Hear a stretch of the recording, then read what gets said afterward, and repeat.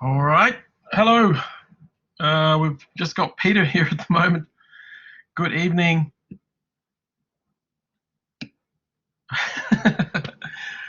Second session today with just one person in it. So, do you have any questions? I'll load up actually while I'm here. I'll load up the file. I haven't actually clicked the button to load it up.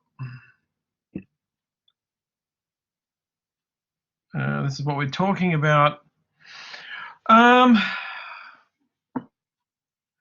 Okay. Just wait a minute or two. We'll see if anyone else turns up, and then we can do more formally. I'm just going to highlight some parts of it that I think are good. While we're waiting, we're going to just turn this fan on in here. It is really hot. Okay, in this room for some reason. I'm hearing some weird noises. Where's the power button?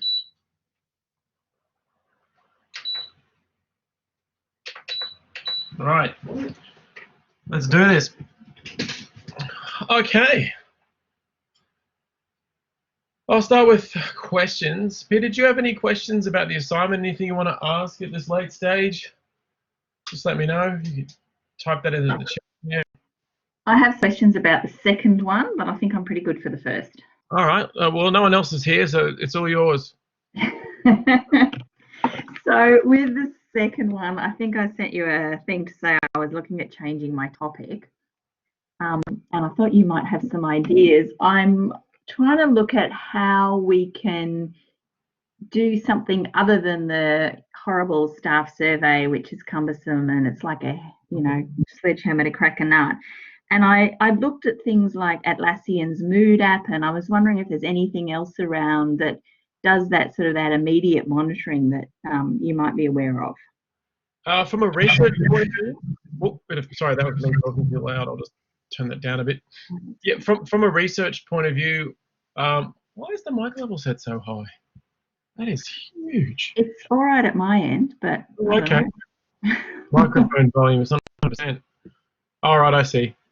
Well, if you can hear it, that's fine. I'll just step back a bit, just blasting. They've got something which they call experiential sampling. For the life of me, while you're here, I'll just quickly look it up. There's a couple of research articles that talk about experiential sampling. But what it is, I'll send you I'll do the horrible thing, and I'll send you the Wikipedia link. But basically, there's like apps you can get where people can rate their daily. It's anonymous. Yeah. And they can rate their daily feelings, and it then goes into it creates the survey on the fly, because what they've worked out a long time ago, an organizational, well, not a long time ago, a few years back. I'll just put this in the chat. Hang on. In organizational behavior, was that you have to catch people in the moment to get a proper rating.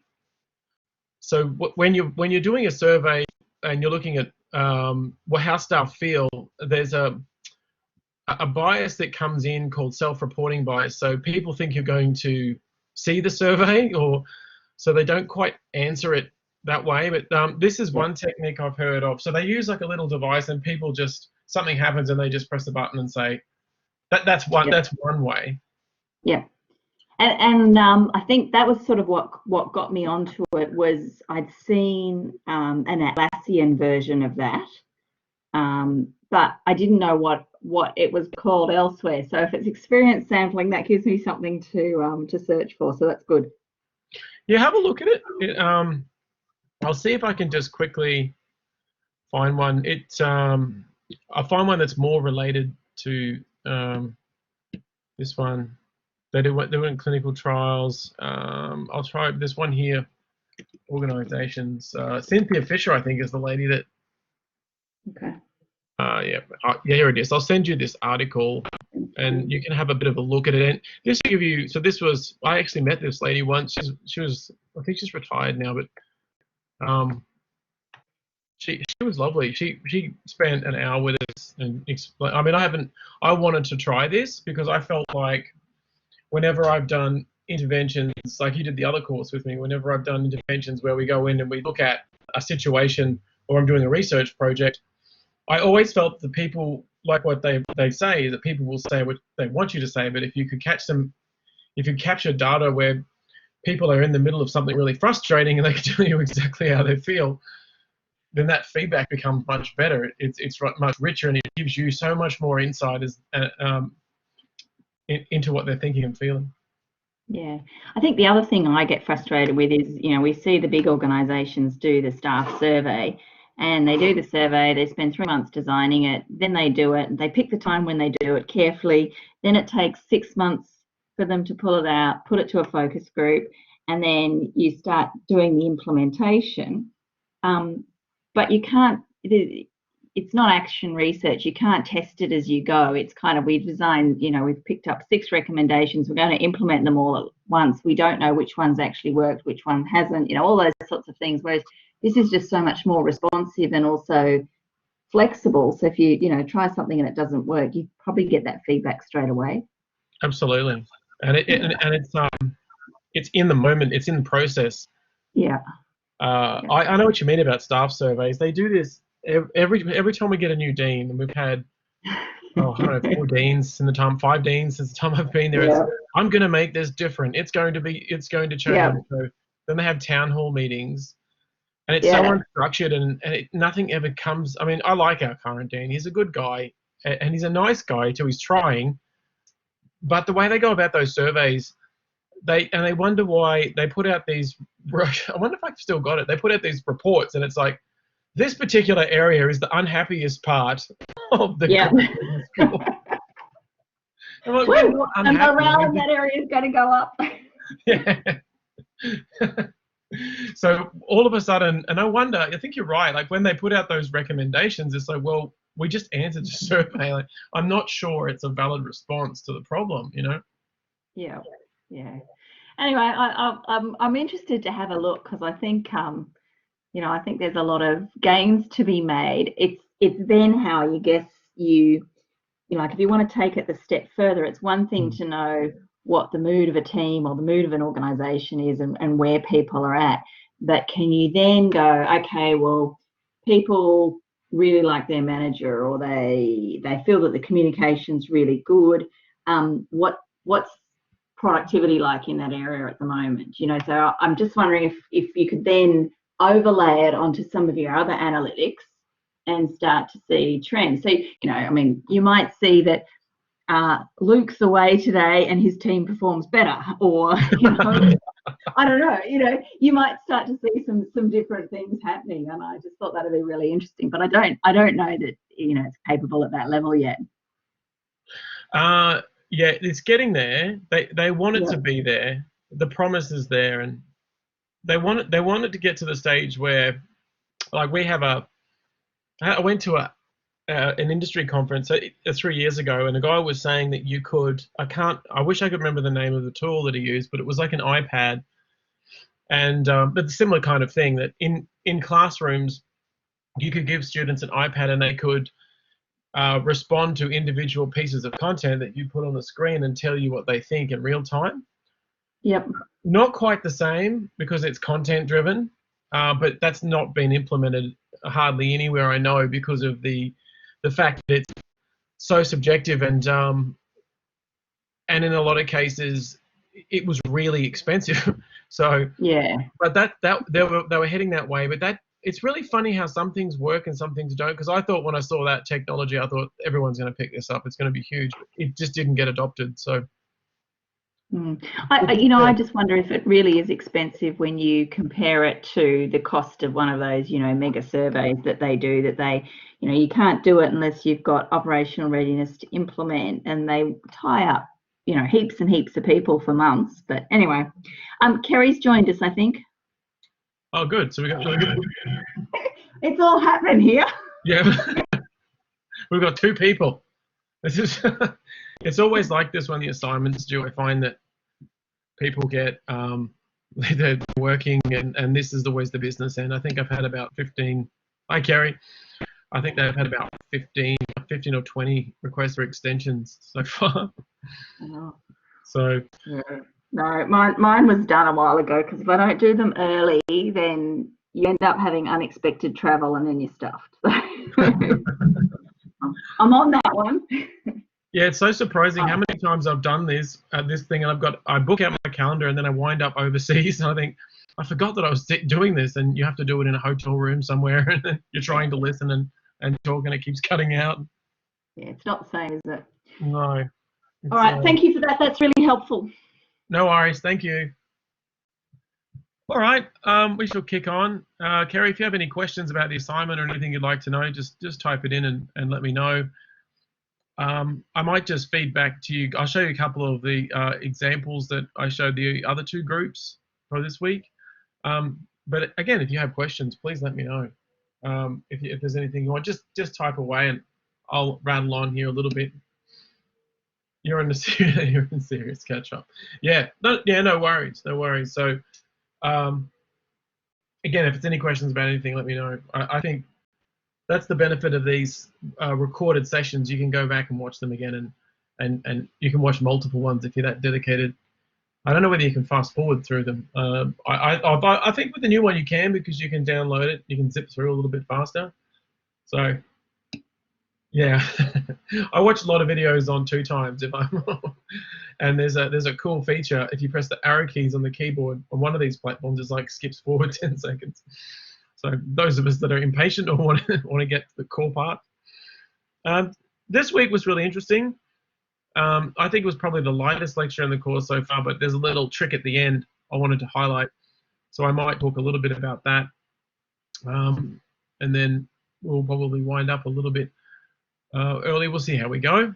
I always say that and it never happens. But so this week was all about insights and presentation. So if you to cast your mind back to week 1, module 1, we talked about the 4 capabilities. One of those capabilities that you want to develop in any organization is the ability to generate insight. So one of the paralysis or elements of paralysis that this field suffers from is its inability to translate data into insights. And it's something that is not a new problem. It's been a problem for a very long time. So this particular module suite, if you like, if you want to call it that, is all about the insights that are generated from data. So I had a really good conversation, and if you do have a chance and you're interested in schools or you've got an interest in that kind of thing, I had a really good conversation with Dan in one of the earlier sessions this week, because he was there on during the day on Thursday today, and he was just talking about all the challenges that he had, and really was an excellent session with him. It's my dog barking in the background. So let's have a look at, so we talked a little bit about customer churn and predicting insights. So I want to reiterate, so just some background. We looked at the modules this week. We talked about, we looked at module 1 2 weeks ago. We talked about insights and presenting insights and finding things that were trying to give us the ability to predict. So what's hidden underneath this module, and I'll come back to it at the end, is the idea that prediction is what we're looking for. So on Wednesday night, I cracked open the whiteboard, and it didn't go that well, but we cracked it open, and we talked about being able to predict customer churn. So in the module, we talked about that. In this particular instance, what we mean is you want to be able to predict any kind of element of organizational success. So again, it goes back to those foundational principles. So I've seen a lot of chat. Anyway, where this is coming from is I've seen a lot of chat in Yammer about the topics people are picking. So I could not have asked for a broader set of topics, and I like that because I'm interested in many different things. But I also think it gives opportunity for people in the class to sort of see how broad this field really is. This is the modern equivalent of the Industrial Revolution in a lot of ways. However, if you read through some of the topics, if you get 5 minutes and just see, thankfully there's a lot of sharing people in this class, and people are looking at, if you go to the assignment 1 chat part, you'll see the great majority of these are about presentation. So here's one from Alana talking about hang on, I'll just get twice this week this thing's dropped out, but let's see if we can do it. Let's see if we can do it. And then I'll show you these examples as well. Please don't cut out. Okay, so in Yammer, Alana's talking about defining her topic. She's talking about setting business and budget and forecast. So again, prediction. Carl's talking about referencing. Jordan's talking about broad versus specific. Always a risk when you do this live. So then we talk about virtual reality instead of face-to-face delivery. Looking at the different types of topics. ERPs in sustainable growth, that would be a dashboard thing. Improving efficiency in public transport and things like that. So you can see how broad it is, but the great majority of them are about presentation, really. But one thing that I wanted to point out, which I pointed out to the earlier group, was that a lot of these particular things are about trying to predict the future. So keep that in mind. Keep that in mind. What does that mean? Well, why would we want to predict customer churn? We want to predict customer churn because we want to reduce the amount of people that leave. And we want to do that because, well, let's look at your average telco, right? Let's say that it costs me, if there's a couple of, and I took a photo of this, but it's not on this computer. So there's a couple of, it is on this computer. Hang on, let's see if I can.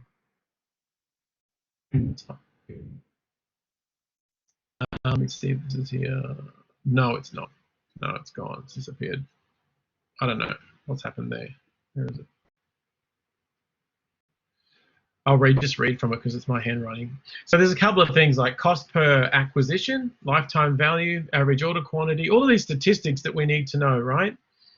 But if we think about the ability to take that data and predict, what we want is some baseline metrics. So we want things like, well, what does success look like to us? That's all I'm trying to say. So that's what's missing from this module, I think, and it's assumed that you guys know that. So you've done, when you do strategy with Steffi or Daniel, you might discover these kinds of topics, but it's important to have that baseline. So someone asked this, and the reason I'm bringing it up is someone asked the question today, how do you, what's a good metric for prediction? And so that would be, well, what are the goals? So what's the unit's goals? What's the department or the, if you think about whatever industry, what are the goals? What are the targets? So how do we use analytics to reach those targets? That should be the first thing. So with the insights thing, it's easy to get caught up in the fanciness. There's some other stuff here which you can have a look at. Trend analysis, no doubt you've seen. I'm going to show you a couple of examples of our burgeoning analytics system here at Griffith to give you like a real-time example that you can think about.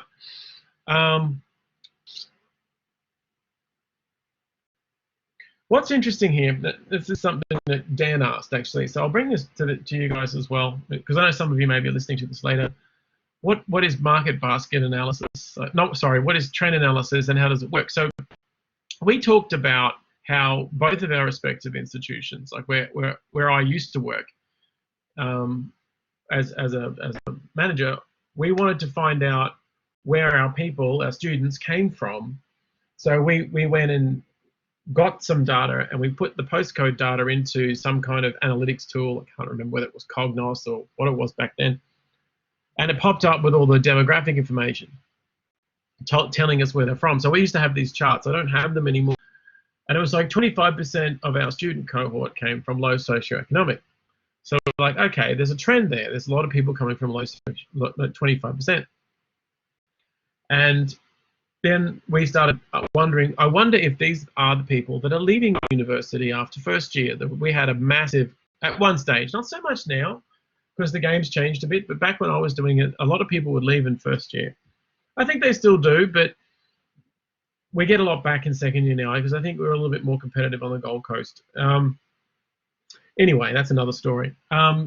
So we would look at retention. Why, in other words, customer churn, if you want to call it that in rudimentary terms. We wanted to figure out why they were leaving. So we looked at analytics, and we drew a distinction between where they were from, because we thought maybe they're first in family struggling, and it turns out that wasn't the case. And when we analysed it even further, people were leaving because they wanted a different kind of degree. They had that plan from the beginning, and they were using the Bachelor of Business, which is not one of our best programs, to leverage up to UQ or QT. But at the Gold Coast, they weren't leaving because the only other choice for them was Southern Cross. If they left to Southern Cross, it's considered to be, it's it's a bit further away for a start. It's another 45 minutes away, almost an hour away, if you, or 2 hours if you go to Lismore.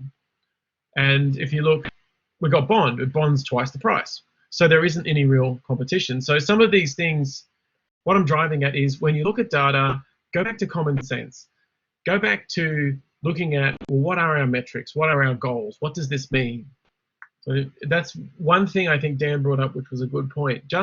So he talked about a great example of wanting to bus more people to school, and they discovered he had the same thing. They did an analysis of a low socioeconomic area, wondered why there weren't any buses going there, and then the question became, can we afford to send buses there?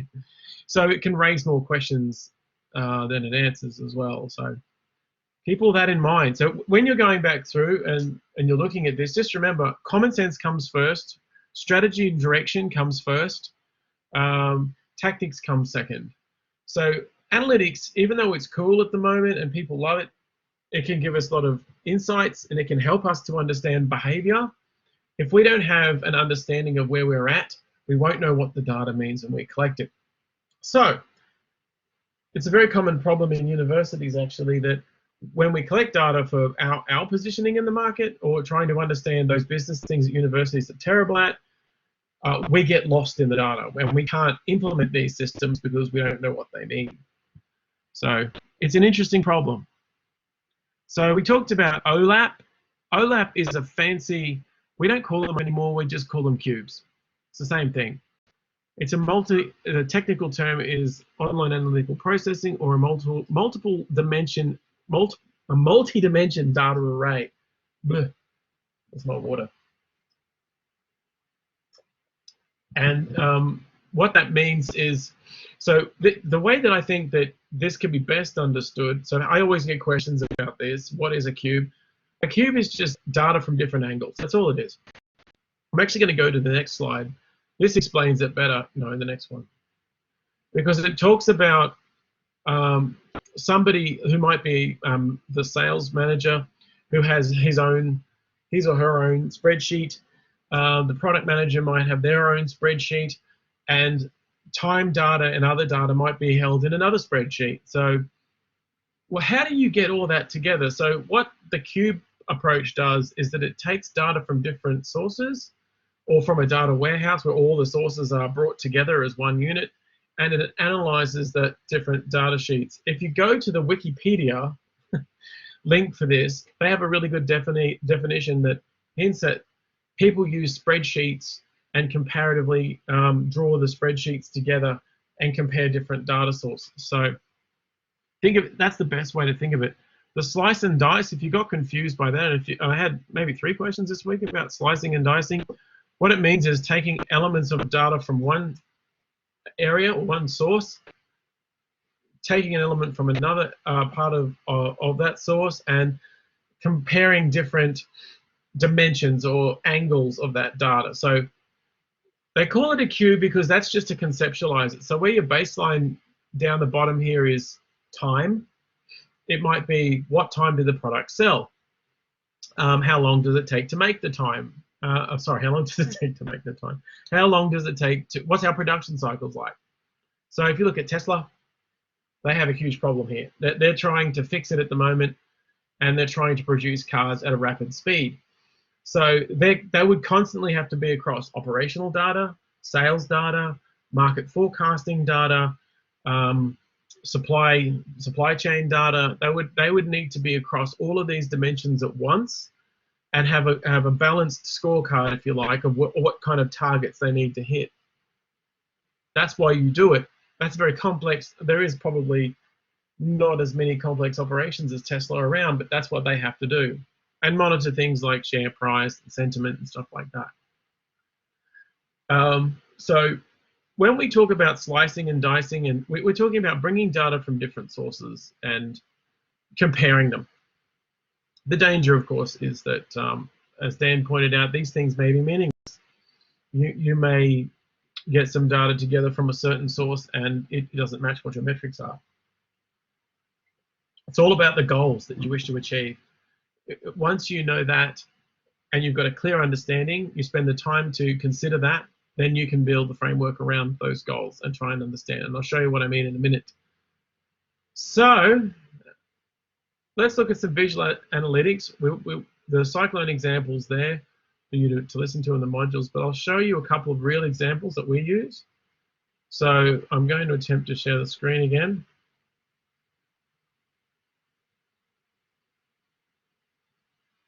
Off we go into the funnel.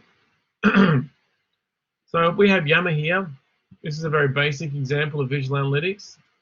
If I click over here on Group Insights, I can see I'm going to go last 28 days. Actually, we might go last 12 months. No, it doesn't like that. Last 28 days. So I can see from looking at this that there are 115 active members, 5 non-members. So there's some people in the course, God forbid, that never log into Yammer, never use it, and I get very vocal feedback from them, and that's fine. People are allowed to have their difference of opinion there, and some people are very honest with me and say, look, I just don't get any value. But the great majority, so we're looking at, well, we have 133 people, I think, left in the course now, so only 13 people or so haven't really engaged, and one would argue that that would be for very good reasons, or they don't get any value out of it. But have a look at this. This has gone up by about 600. So we have read messages here. So as a benchmark, and this is a question Dan asked me this afternoon. He said, what does this even mean, and what's the benchmark? So when I think about benchmarks, I think, okay, so I've got a message there that was read. What I can do now is go back and compare the messages. So if I go back home, I've got this, you guys would have, I don't know whether you can see this or not, but it says on your version of Yammer, seen by 50. So that tells me that 50 people have logged in and looked at that. So I think, okay, that's where that other number comes from, or the 5,515 that have read. So that gives me a feel for the cohort. That there's and that's about right. So I find that about 25% to 30% of the people, what are those weird notifications? Wow, there you go. Huh, isn't that strange? That shouldn't be there. Anyway, seen by 50, we go down. This one was seen by 65, 69, and we go further down the rabbit hole. Now, when we go into the assignment groups, you can see Damien's message was seen by 10. What this doesn't tell me is how many people have seen my message. Seen by 15, seen by 22. You can see people, and what this gives me is a benchmark for how warm or cold an idea is. So if I wanted to show you one more of these. Simple analytics like this are the best. And Office 365 has a platform where you can go over the top and look at everyone and how they're using Yammer, which is actually really, really good. Actually, we'll leave that. We'll try this one. This is another example of analytics. It's course website analytics for this course in real-time data. So this didn't work earlier today, so I had to refresh it a few times. See if there's any questions. I'm just going to move it to the chat window because it doesn't. Okay, so it's loading. Yeah, it wasn't working earlier today. So while we're waiting for that one, here's an example of a Facebook page. This is my wife's Facebook page. She's into spiritual topics and stuff like that, and she has a fairly active user base. This square-looking weird diagram here that you see in the middle, engagement metrics, that's called a heat map. This tells me when are people most active on the page. So I can see that I have a high user count at 10 a.m., 8 a.m., and that time. But anytime after 8 p.m., it kind of tapers off. And as you'd expect, although there seems to be, because there's the US people on this page, seems to be a lot of people there around 5 a.m. That I don't understand. So some of the posts have more traction than others. If let's see if this one's come up yet. All right, good, it has. And as you can see, I'm measuring post shares. I'm actually I only did this for the class because I thought I may as well use an excuse to toy around with Facebook's analytics. But what really struck me about this was the amount of shares versus the number of events. So there's comparable elements. So there's patterns, hidden patterns in here, and if I really try, it could be I could explore this a bit further. And so you see a demographic data there. Seems like the appeal is with people over the age of 30, 32, 33, 34. And this little map down here tells me that the majority of the audience comes from the United States. So there's some kind of disparity there with Canada, and some of these were paid advertising. So there's a lot of comments, 111 comments, and it tells me when they happened. It's kind of irrelevant. There's a vanity metric, really, messages sent. But this one's good because it shows you, okay, so what did we do on Tuesday that got more events than, say, back here that got less events? Or why did we get 18 shares on the 23rd? Like, what was that about? And if I click this button here, you can drill down, and then, or you can't. It's loading. Okay, so then you can drill down even further and look at stickiness. How long do people stay around? You can look at average per user, 1. So not that great. We look monthly, weekly, there's a higher share rate over time. So, and we see a lot of people that are older sharing. So this gives me insights, that's all it does. But here's the key, it doesn't tell me what it means. So I have to make those inferences myself. So here we go, we've got 133. So we're down from 159 to 133. So a lot of people have quit. Actually, not that many. We do tend to lose almost 10%.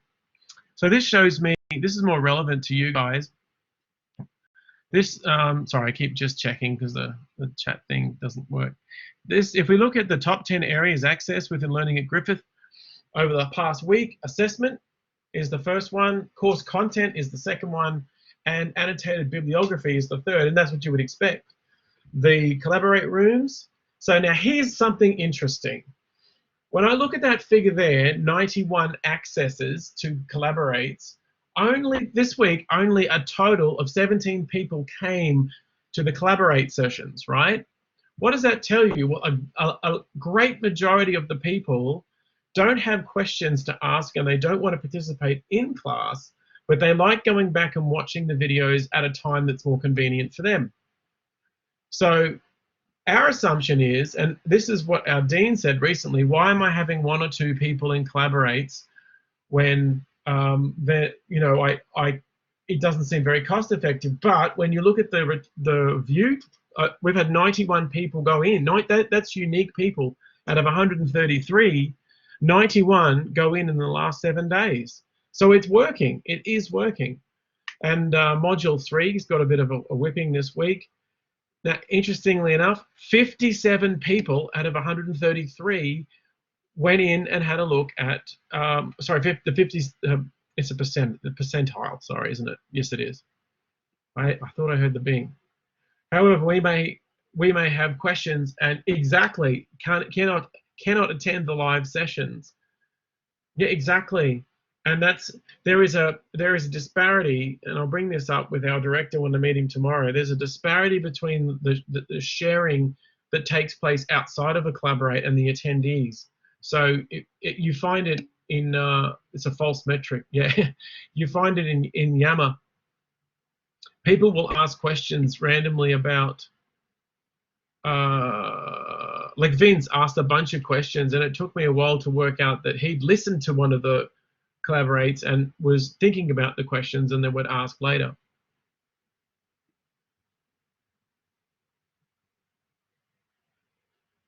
Yeah, the live sessions are timed, so there's some interesting stuff in here. It's weird how it does this. Some of these are rubbish, like distribution, content. Obviously, content is a course. This is going to be good when it works out. This has gone up heaps since this afternoon, so a few people have been playing around with this. You can see that there's more people going in. This breaks down. If you look at this, this shows you accesses per unique user. I don't know why it's saying 265. Oh, total accesses, right? It's not a unique. It's not unique clicks or unique views. Total unique accesses. So even now, 57 unique accesses over the last 7 days for assignment 2 is brilliant, really. I quite like that. That means people are thinking ahead. Module 1, and this is the other thing too. Look at the way that people are looking at the modules. Module 1, module 4, module 3, module 2, module 3, module 2. Right? Different aspects of it. It's interesting to see this. This shows me the pattern of behavior, and then it says, well, what I put one of the people that said we don't want checklists, and the data is telling us that people do want it. Let me show you another one. Whoops. So is there any more on that one? This shows you, this breaks down where people are looking. You can see that some people have completed module 6 already, and interestingly enough, this has gone up by double since this afternoon.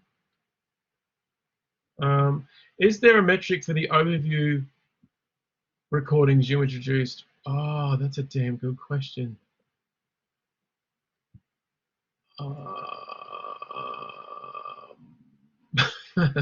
No. I wonder if there is. Let me see if it pops up on Yammer.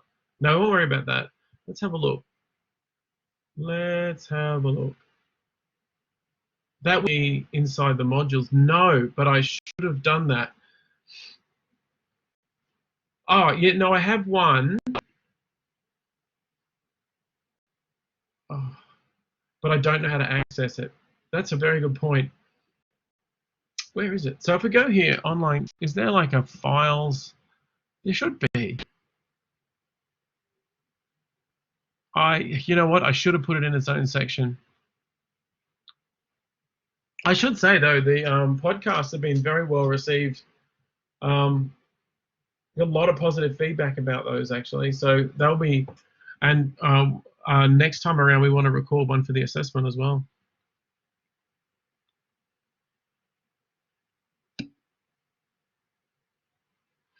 Thanks, Nicole. It is easy to listen to. I liked doing it actually, and it gives the course a human spin. Sometimes I feel like I'm talking to myself to the recordings, which is, you know, nothing wrong with that. You are, yeah. Having Nick there was good. Nick's like, what does this mean? And Nick wasn't across the material, so. I wanted to see if there was another one. Let's try. I'll see if this loads. This one's scary. So while that's loading, I'll see if that loads while we're talking.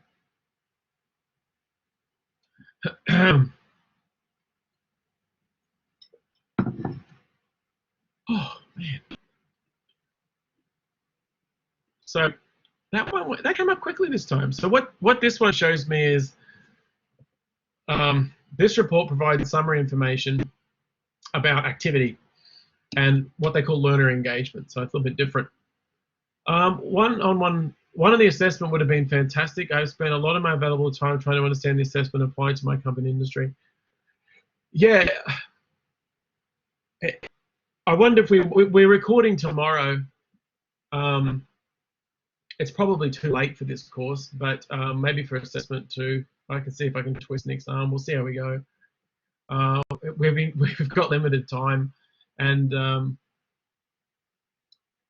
we'll see how we. I'll mention that you guys mentioned it, that you wanted to do one on the assessment. In TP2, I'm filling in for Tappan with a colleague.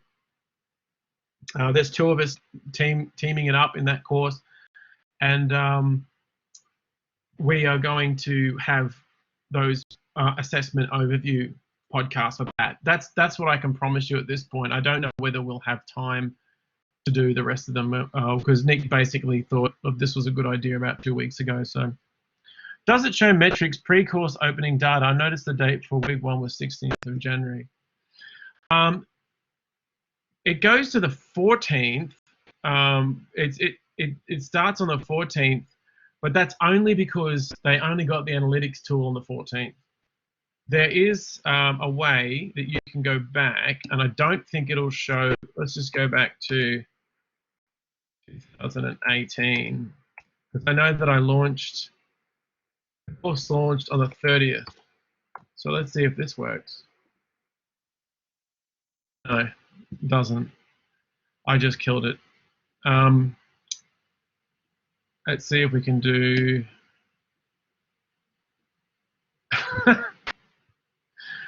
You know, it's funny, even with people watching on the internet, I can't type. I don't know what. Stop it. I don't know why it's 04. Oh no, 2019. What am I doing? I can hear the bips going off. Hang on. All right, while that's loading, I'll answer them. All right, put in the 30th of 12th. Stage right, yeah. Yeah, it would be interesting. I'm pretty sure. Oh, there you go. Oh, it's American dates. For the love of God. Let's try American dates. This is okay. So that would be no data available. Well, it does go back there. So let's just just make it easy for me. Let's just go to the 1st of the 1st, 2019, because that's 14 days before the course. That puts us 1 day after it opened. So, oh, there you go. It does go back that far. Look at that. Look at that. Nice work, Nicole. That's excellent. I quite like that. I'm going to take a screen cap of that and send it to my boss. Look at this. Or maybe because I'm going to collaborate. I don't know. So you can just see this in real time. I'm going to send this to Steffi and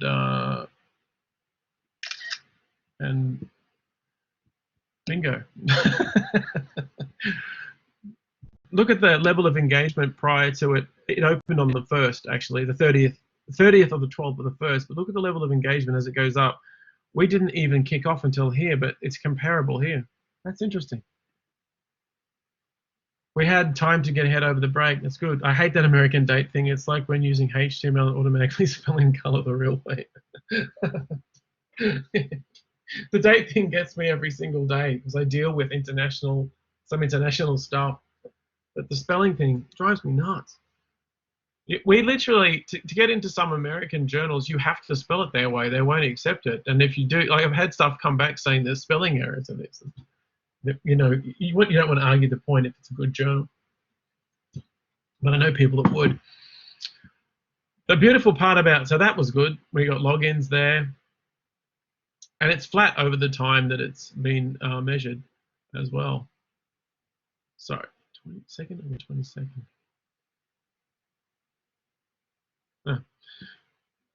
So there'll be some false reporting here. Yeah, this is what Dan pointed out. See, I know there's some submissions, so it's not quite active. There's about 20 submissions already in there. People have accessed saver sign, so it's not reporting it properly. Look at this though. This is I'm gonna pick on. How do I?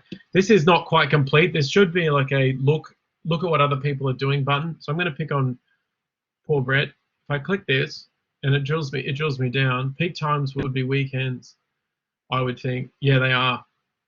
Yes, actually. Oh, it's not working. That's a real shame. Oh no, I clicked it twice. That's why it's not working. There is one of these. One of these has time in it. Maybe I clicked off the other one too soon. No, we've done with that one. Maybe it's the first one I'm thinking about. I'll just reload the first one and I'll show you what happened over this weekend. It was quite interesting.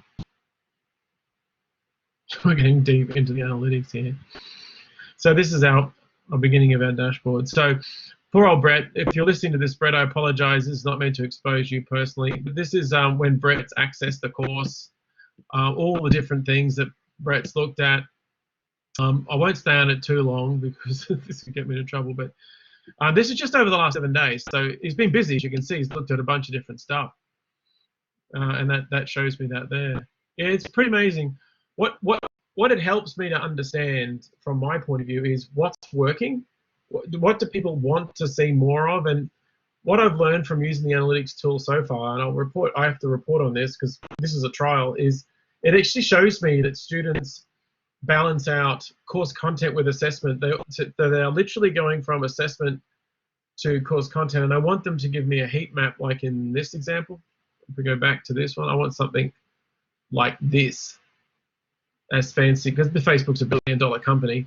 I want to see this kind of map. So here it is. Here's the time one. Whoops. Here's the time one here. How much interactivity with your learning at Griffith course site was there over a 7-day period? The 28th was a public holiday, wasn't it? Look at the peak. That's Saturday. Sorry, hang on, let me check the date. What's the date today? 31st. So 28th was Monday. Oh, I keep thinking it's Wednesday. It's a bit later than I thought it was. But this was, yes, the 26th was Saturday, 27th was Sunday, and that's Monday. Look at the upswing of time. This was the 3 days that people had off. Yeah, it's good. And I've often wondered, and it's a controversial idea, maybe we should have one session every couple of weeks on a weekend, an open session on a weekend, so people can dial in and ask questions. I think we might get a bigger audience.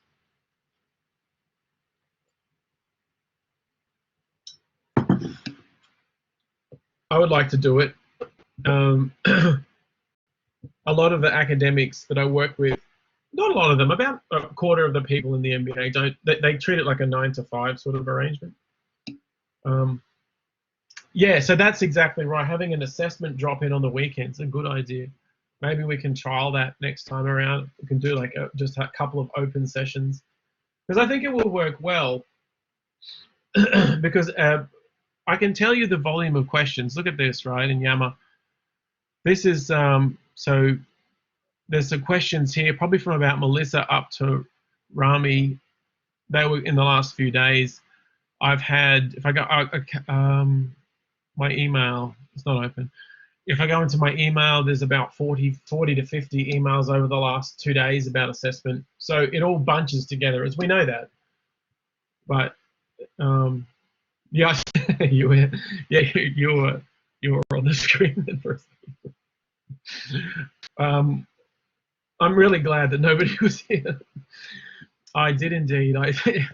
Or maybe I may have made me think twice. I know I did answer. I try to answer every single one of them, but one of the weird things about Yammer is sometimes if you're on the phone, I don't know whether you guys have noticed this, but sometimes when you're on the phone, you'll check it and you'll think I've answered it, and then you'll open up your laptop 5 hours later.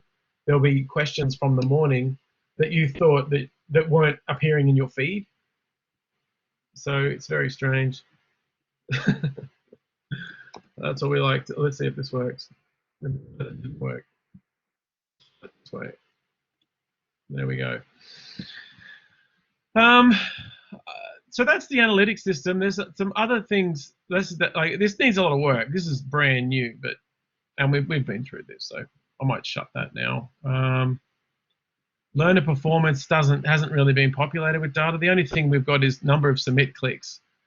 So you can see since the 16th, people are already thinking about submissions.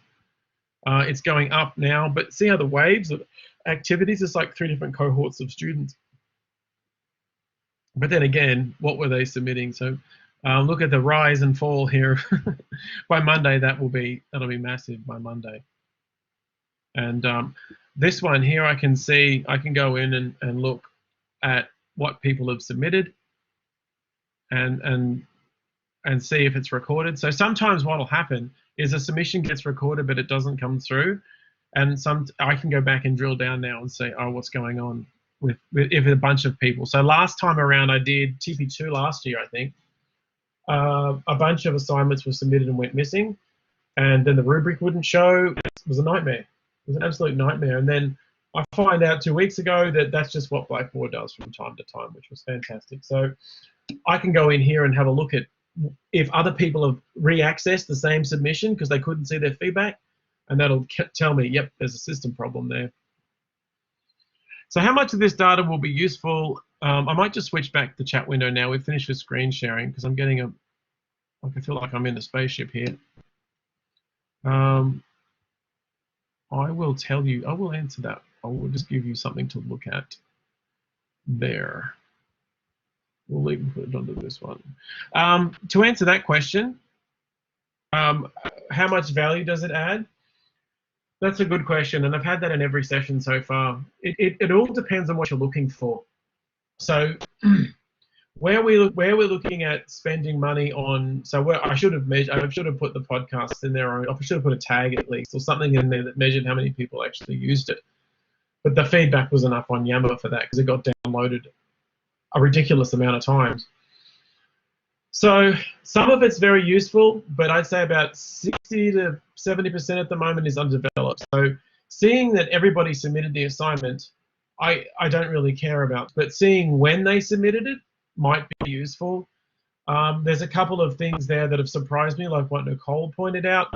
That was a suspicion I had, that people were accessing the course a month or so in advance. But what that data has shown me was what I was going through on the holidays. I was getting a few questions here and there on Yammer, but not many. But people are quietly working, and I think where it's added the most value, to answer that question directly, where it's added the most value is, so far I've been able to check the stats and look at, well, if I try something here, is it working? Do people access it? And there's a stack of things that people don't even look at, that they don't even get opened once. So the readings, for example, the readings need to be moved from the side to the module. They need to be in the thing where they can be viewed without having to be separately downloaded, because they're not actually separately going to the readings, and it's not registering that. So that's something interesting. So that means we need to rethink the way we do readings. But yeah, there's a lot of vanity metrics in there. There's a lot of things in there that I don't see the point of. Time of day was interesting. The time of day thing will be good because it will be able to show us in the future, okay, we need to have support on the weekends. We need to do better there to raise the overall happiness of our students. So increasing the student experience is important at Griffith. It's they take it extremely seriously here. I've worked at a couple of other universities, probably 1, 2, 3 or 4 now, and they take it really seriously. With the 6-week courses, if you haven't done the coursework almost all before the course starts, I find you don't always have the time to really assimilate the information to get the full benefit. It is also really difficult to find appropriate time to put into the assessment pieces. Yeah, it is. It's really hard, and it's hard to mark the decent feedback too, because we're given a week to mark a massive amount. So that's a common complaint. I've heard that complaint a number of times.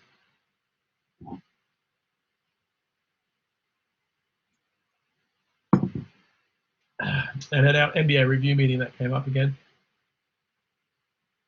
It came up quite a few times. It was like, why haven't we got a way to give this appropriate feedback? So we're trialing audio feedback. There's always tool-based approaches. I think we should think more about assessment from a different angle, like in a 6-week course anyway. I have learned to hold back submitting because there's always a good bit of information to collaborate before the due date that you wish you knew earlier. Yeah, and that's a good point. That's a good point. So I was toying with the idea of having, that's where those podcasts would come in handy. And I think that would be really useful. And I think they're getting the message there. At the Academic Online, people are getting the message because they realize people front load. I think there's 2 challenges with that, just to push back a little bit on that. There's 2 challenges. The first one is the allocation of the way that these are allocated to academics is very poorly managed at the moment. So trade secret. When we sometimes only get access to the course, or no, we're even teaching it. Like I only knew I was teaching this 2 weeks before I went on holidays. So I literally had a week to get everything ready, and that's not enough time. So that's a challenge. So how to do a good job, you need at least a month to get it right. But yeah, that's right. And no, I'm just saying that to support what you were saying. So that's a good point. It's a very good point. The other aspect of the challenges we have is the student feedback tells us all the time that my informal feedback, which won't show up in the analytics, is how many people ask for extensions, or how many people, what I would like to see, but I don't think we'll pull out of our analytics, is the level of stress that some of the people in the MBA are under when they're doing their assessment. Because I see it, you would not believe the amount of things that people go through. And when we're first year, of course, it's funny because it's the 18th time your grandmother has died, you know, and we find people out because we talk that way. But in the MBA, some of the things that I get back, and I don't want to share them, they're just incredible. It's like, how the hell, or why are you people, you know, why are you doing this? And so you see it, oh, you know, anything you can think of, you know, zombie grandmas.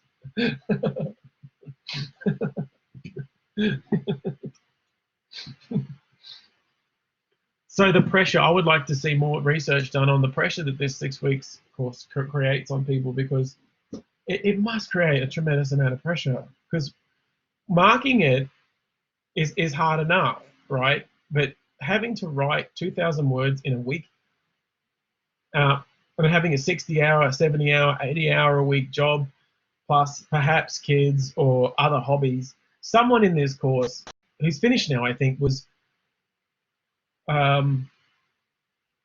running a string of health clubs. And I'm like, what? Why are you doing this? Anyway, I'm getting way off track. I think that was where we looked at these dashboards. You saw an example of one. Okay.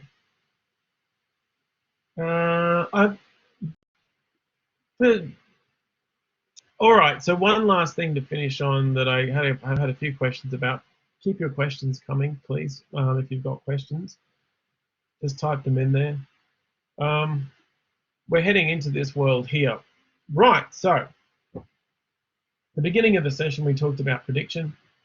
We want to be able to predict successfully our goals and what we're looking to do.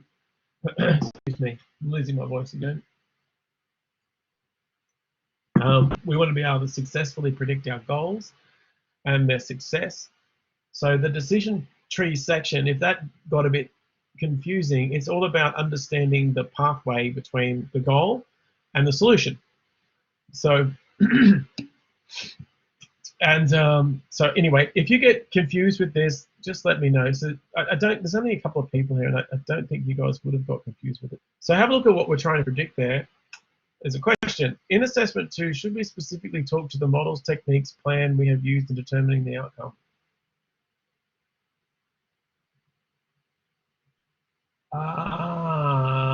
Let me double check. While we're here, let me double check. That's a damn good question. What did I ask you to do in that one? So that one is individual project.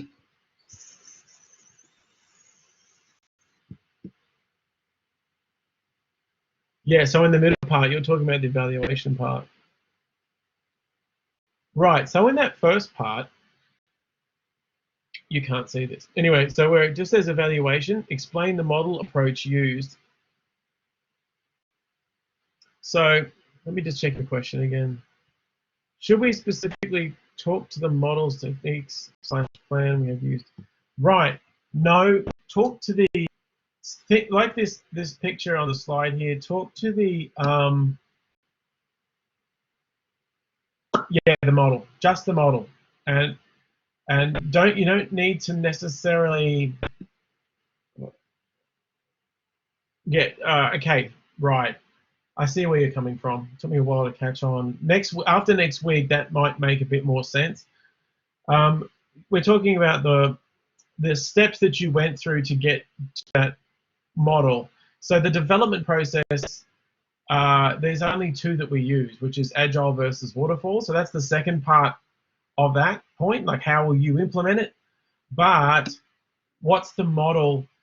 So in other words, model might be, what are you trying to predict? What are you suggesting that, what's the grounding for your approach? So if it's the like the example we've got here, predicting factors that are causing product defects, why do you think it will work? So that's exactly what we're looking for, the why part. So remember, this is a management course. It's not a statistics course. It's not a computer science course. It's not an ICT course. So focus on I think this model will work because if we have this piece of data here, data A and data B, and we compare them together, it will give us this model, and that model will enable us to have great success in the future and to become the masters of our organization and to become brilliant and stuff like master of the universe. Yeah, He-Man all the way. All right. Any other questions you guys have there? Because anyway, this is probably as far as you need to read in terms of the first half of assignment 2. Module 4 talks about the development approaches. That's very important. And module 5, which I will just quickly go off screen and check. Module 5 talks about management. So that's the third part of the assignment. So if you can get through, you've probably already done this, 3, 4, and 5, and like you said, I think Peter said you get extra pieces of information at the end because it just kind of pops out of my head.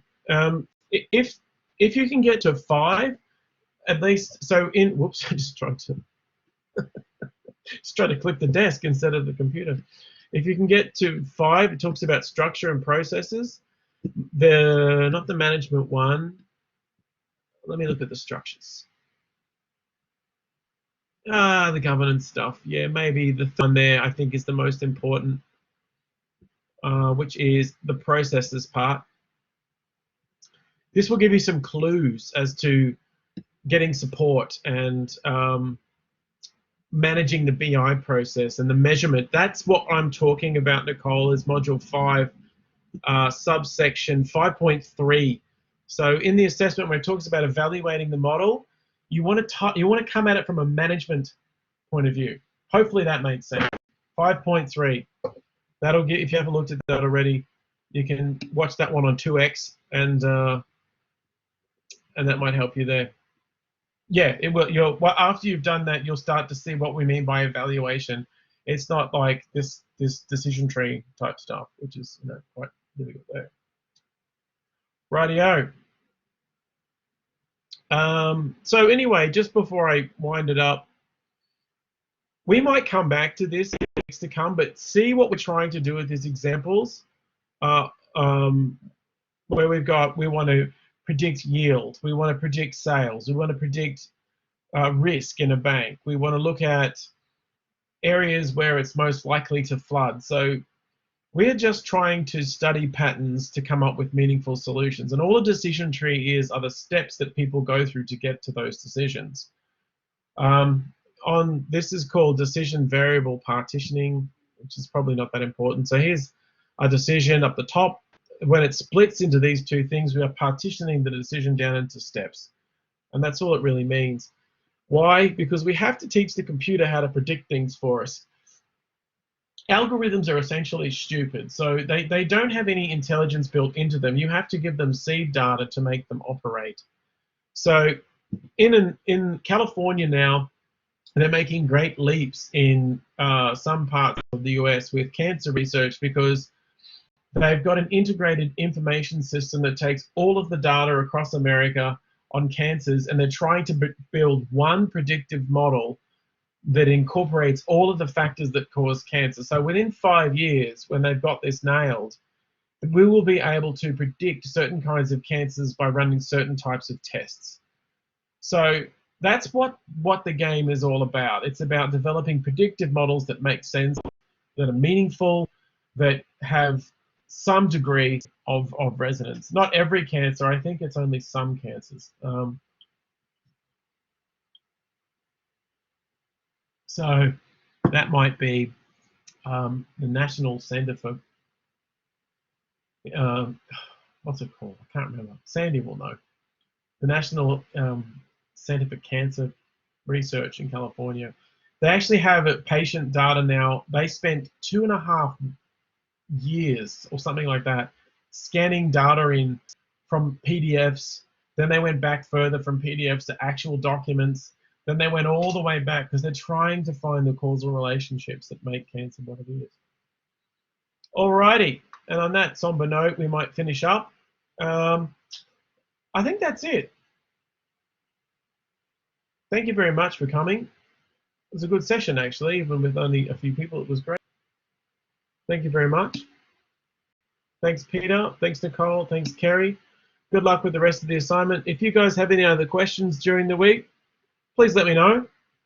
And otherwise have a reasonably good weekend, and good luck with everything else. Thank you very much, and I'll see you guys next week sometime.